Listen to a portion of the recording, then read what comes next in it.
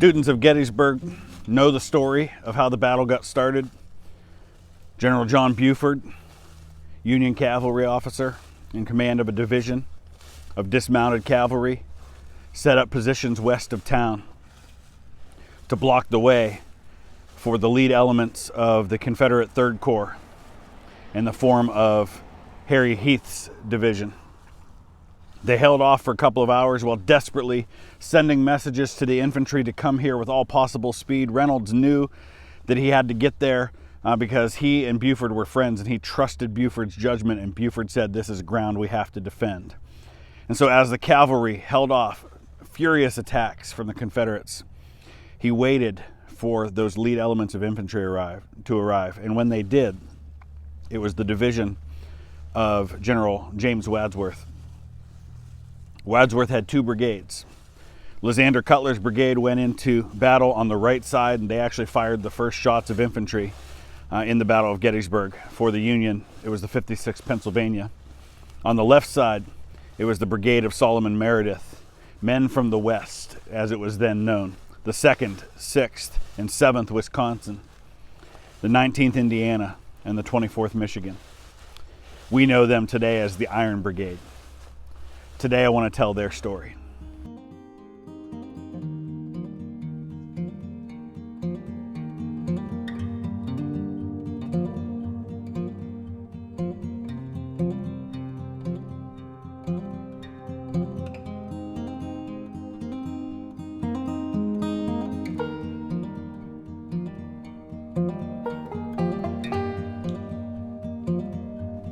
The Iron Brigade, as we know it today, was composed of Wisconsin, Michigan, and Indiana troops. They earned that famous nickname while under the command of a North Carolinian, Brigadier General John Gibbon, who led them into their first battle.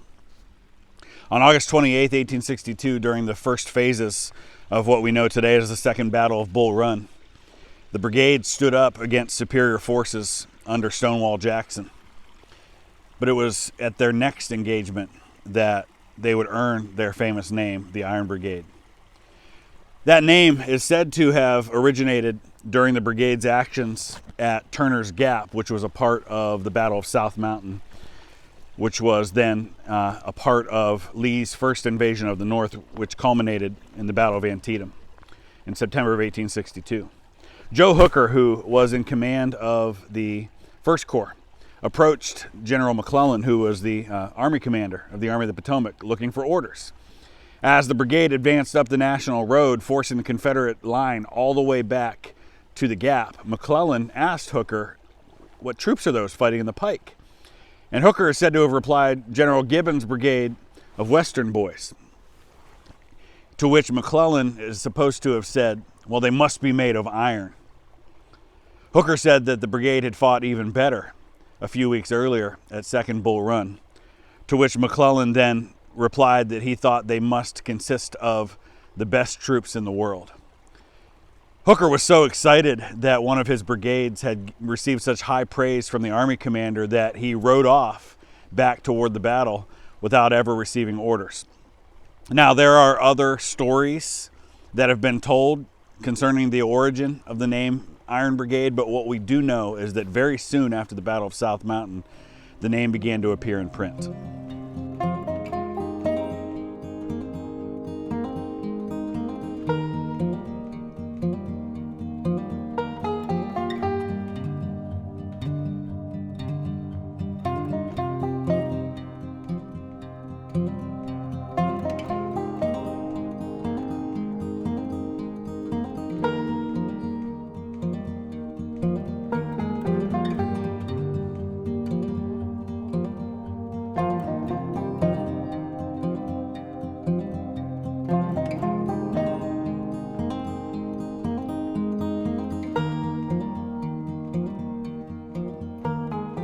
Around 10:15 on the morning of July 1st, Confederate Brigadier General James Archer's brigade, which was comprised of 1,100 men, approached Gettysburg from the west, intent on pushing the cavalry off the ridges on the outskirts of town.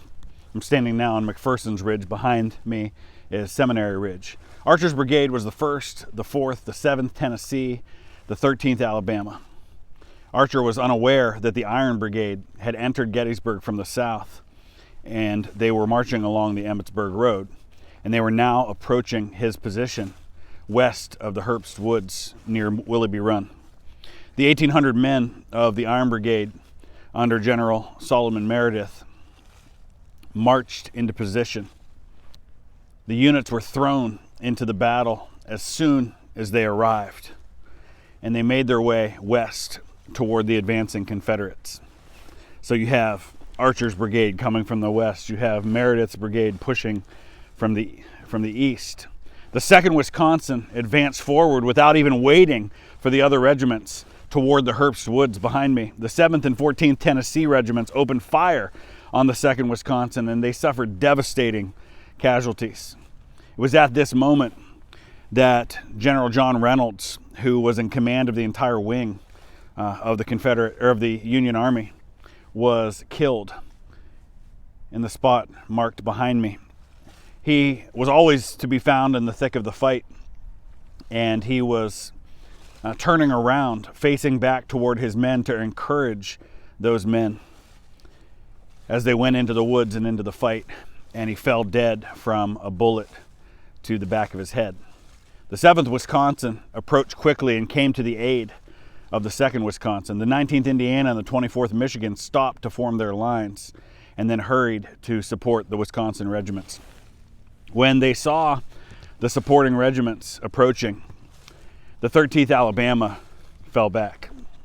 Next in line was the 1st and the 4th Tennessee, and the Iron Brigade quickly closed in. Soon all of Archer's brigade was in full retreat, and the 24th Michigan was able to wrap around the retreating Confederates as the pressure from the front continued to push them.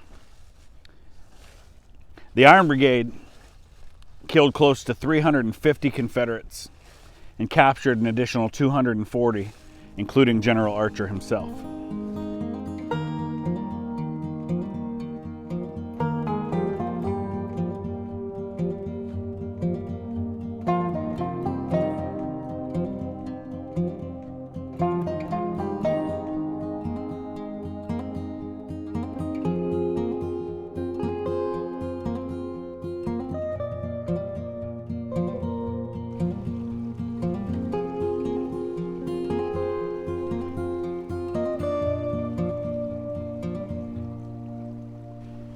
During the back and forth struggle in the woods where I'm standing now on July 1st, Private Patrick Maloney of the 2nd Wisconsin spotted an opportunity in this field behind me, just on the opposite side of Willoughby Run. His regiment had just charged the Tennesseans that opposed them. They drove them back across Willoughby Run, and as they continued the pursuit, Maloney, who was, quote, a brave, patriotic, and fervent young Irishman, identified among the rebels none other than Brigadier General James Archer, whose men the Iron Brigade were up against. Now, without hesitating, Maloney plunged into the southern line and grabbed Archer, who initially tried to resist but was very soon overwhelmed. This young private Maloney brought his captive back to his commanding officer, Major John Mansfield, who in turn placed Archer in the hands of another Irishman in the 2nd Wisconsin, Lieutenant Dennis Daly. Now, according to Daly, Archer was so shaken by his encounter with this young 2nd Wisconsin private that the general appealed, quote, for protection from Maloney. Patrick Maloney's actions had resulted in the first capture of an Army of Northern Virginia general since Robert E. Lee had taken command over a year earlier. Maloney would receive the Medal of Honor for his actions in capturing Archer. Now, the importance of his contribution was enough to merit a note in his commanding officer's official report on the Battle of July 1st at Gettysburg. Major Mansfield wrote, "I ordered a charge upon this last position of the enemy, which was gallantly made at the double quick, the enemy breaking in confusion to the rear, escaping from the timber into the open fields beyond. In this charge, We captured a large number of prisoners, including several officers, among them General Archer, who was taken by Private Patrick Maloney of Company G of our regiment. Archer was brought to me, to whom he surrendered his sword, which I passed over with the prisoners to Lieutenant D.B. Daly, who was the acting aide-de-camp on the brigade staff. I regret to say that this gallant soldier, Private Maloney, was killed in the action later that day.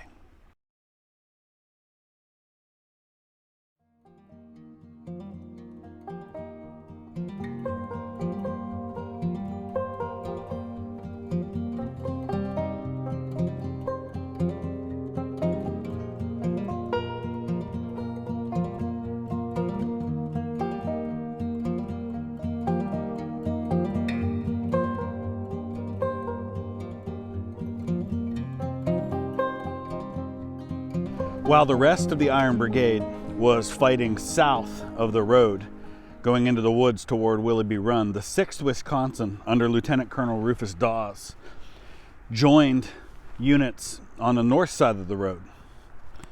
They charged across this field behind me, moving toward the north, because there was a brigade of Mississippians and North Carolinians under Joe Davis that had turned this area behind me, known as the railroad cut, into a natural fortification. It was a beautiful spot as long as you could hold it. You can see just how deep it is. It was unfinished at the time. There was no railroad here, but they had cut through this area to place a railroad that exists here to this day.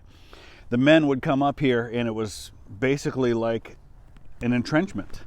They could lay on the side with only their heads and their arms and their guns sticking up, firing, pouring deadly fire into the 6th Wisconsin as they came across this field. But Dawes led his men in a furious charge, losing nearly half of their 420 men as they charged across this field. Eventually, though, they made their way to the railroad cut. And now the railroad cut, rather than being a strong fortification, it turned into a death trap. The Union men had their guns pointed down at the Mississippians. Over 200 of the Mississippians here in the railroad cut surrendered to Dawes' men. Dawes walked away with an armful of swords from the officers who surrendered to his command. It was a glorious day for the Iron Brigade. It was a glorious day for the 6th Wisconsin, but they paid for it dearly with many lives.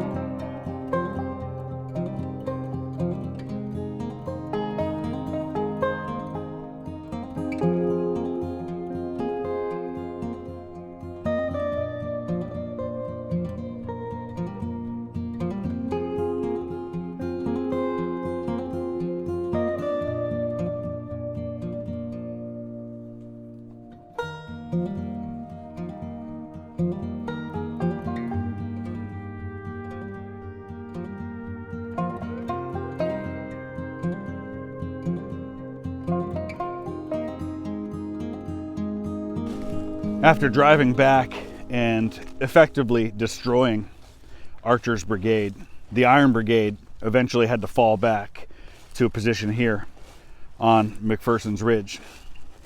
It was a better defensive position. It allowed for them to receive the waves of Confederate assaults that continued throughout the morning and into the early afternoon. On the left of the Iron Brigade eventually was one of the all-time elite showdowns of combat on a Civil War battlefield. It was the 26th North Carolina of Pettigrew's brigade versus the 24th Michigan of the Iron Brigade, two of the largest regiments on either side during the battle, and they would suffer two of the heaviest casualty numbers of any units during the American Civil War. At one point, the fighting got so fierce that they were 20 paces away from each other, firing volleys. Can you even imagine standing with hundreds of men, 20 paces from hundreds of enemy men, firing full volleys into each other. You can't miss at that distance. These are accurate weapons out to a few hundred yards. It was devastating, and the casualty figures show that. The 26th North Carolina was raised in 1861 from central and western parts of the state, with Zebulon Vance as its first colonel. Vance was elected governor of North Carolina in 1862, and command of the unit passed to 20-year-old Colonel Henry King Burgoyne Jr. The 26th spent the next year defending the North Carolina coast. They saw their first action at New Bern, North Carolina. They then went north and fought in the 7 Days battles before returning to North Carolina. In 1863, they marched northwards and became attached to the Army of Northern Virginia, where they were given the distinction of being not only the largest regiment in the Army, but also one of the best trained. They joined General Pettigrew's brigade, which was attached to Heath's division of A.P. Hill's 3rd Corps at Gettysburg. Pettigrew's brigade came into action later, into the morning and into the early part of the afternoon here at Gettysburg, and it was here that the 26th North Carolina marched into battle with 800 men. They suffered heavy casualties during their fight with one of the largest regiments in the Army of the Potomac, the 24th Michigan. They lost Burgoyne, they lost their lieutenant colonel, and they lost 588 men out of a strength of 800. But they forced the 24th into a retreat.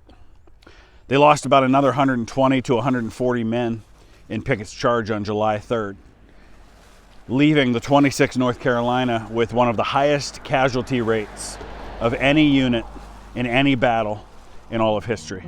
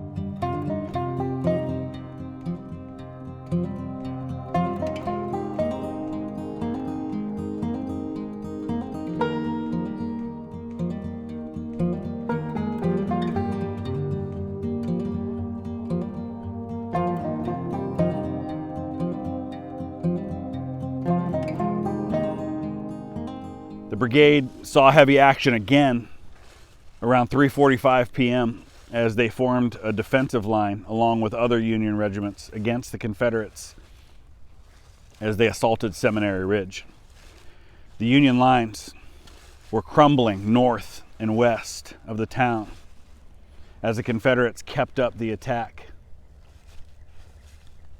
Although the Union lines were stretched really thin along Seminary Ridge, they did have good artillery support, and they were continually ready for a fight. They lined up against 3 fresh brigades totaling 5,000 men under Confederate Major General Dorsey Pender. At this point, there were fewer than 2,300 exhausted Union troops, but they readied themselves for the inevitable assault behind makeshift barricades, but many of the men were out in the open. Four South Carolina regiments, the 1st, the 12th, the 13th, and the 14th, assaulted the Union lines and exploited a gap on the left between the infantry and dismounted cavalry on the flank. The Union flank was rolled up, and one by one, the Union regiments retreated off of Seminary Ridge and down through the town of Gettysburg. Although the Iron Brigade was eventually driven from the field, their courage and their fighting skill on July 1st slowed the Confederate advance into Gettysburg and helped to secure the high ground south of town, which would eventually decide the battle.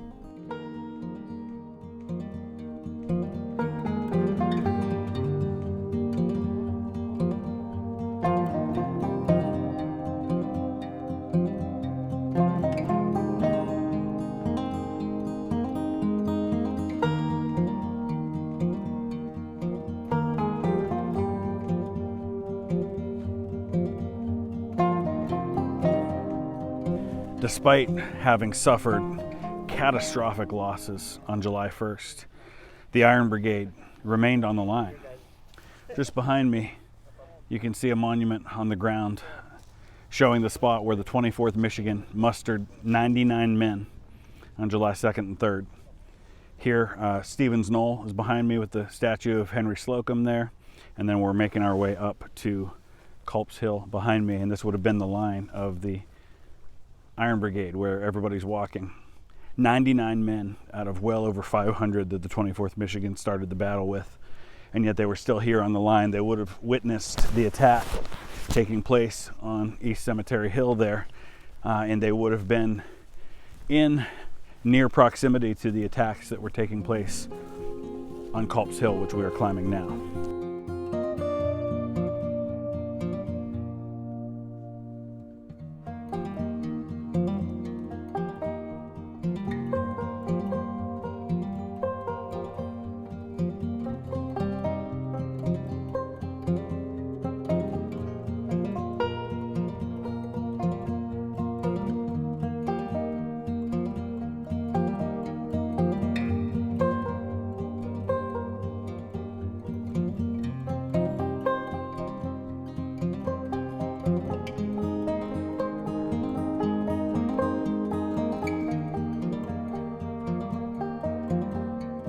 Now we're closer to the center of where the Iron Brigade's line would have been, and you can see we're well up into Culp's Hill now.